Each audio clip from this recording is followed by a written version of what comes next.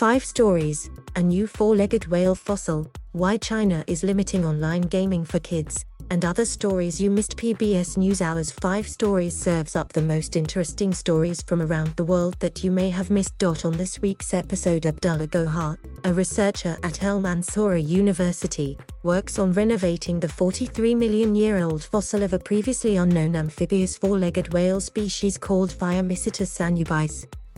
Photo courtesy, Reuters. Mohamed Abd El GhanyScientist.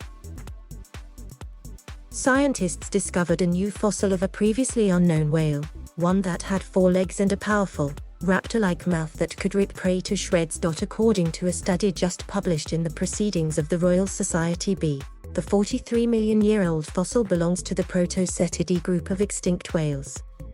These were creatures that could both swim and walk on land, offering scientists clues on how whales transitioned to sea-dwelling creatures. This discovery was unearthed in a fossil-rich region of Egypt known as the Fayum Depression.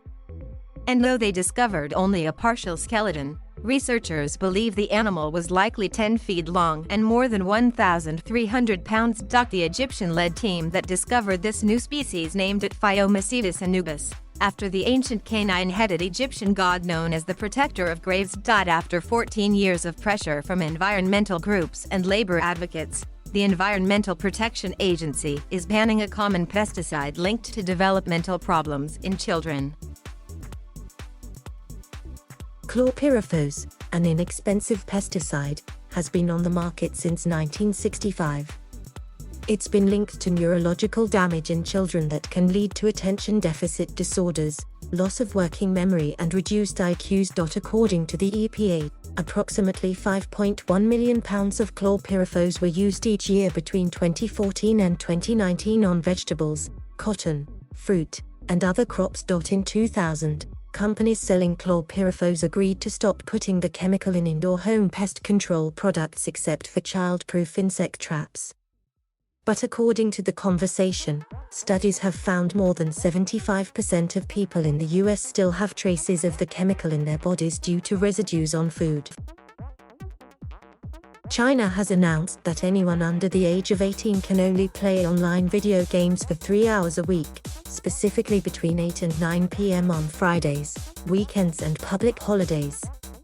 They can't play at all during the rest of the week. The new regulation tightens restrictions implemented in 2019, which limited play to 90 minutes on weekdays and 3 hours on weekends. Chinese authorities said the restrictions were intended to help prevent gaming addiction and promote healthier growth of minors. So, how do you actually stop kids from gaming? The new rules place the responsibility on those running online gaming in China. They're supposed to make sure all players use their real names when signing on. The new regulations only apply to online gaming, and experts say it is still possible for gamers to play as much as they want offline. Paris officials are implementing a new rule that has some vehicle owners fuming. Starting September 6, the speed limit in almost all of Paris will be 30 kilometers per hour, less than 19 miles per hour. The city's initiative is an attempt to reduce accidents and emissions while turning Paris into a more pedestrian-friendly city. It's a trend being seen throughout Europe. Other French cities and towns, as well as portions of Amsterdam, Brussels, Berlin, and London, all now have speed limits of 30 kilometers an hour or less. The Associated Press reports that while some Parisian delivery and taxi drivers are opposed to the new speed limit policy, the majority of residents are in favor.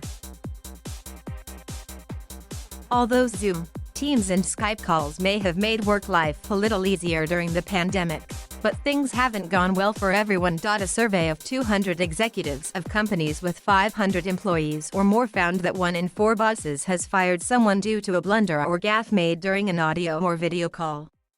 Another 38% have had to issue formal reprimands. Miscues in virtual meetings included joining a call late, accidentally sharing sensitive information, or, and we've all been there, not knowing when to mute yourself.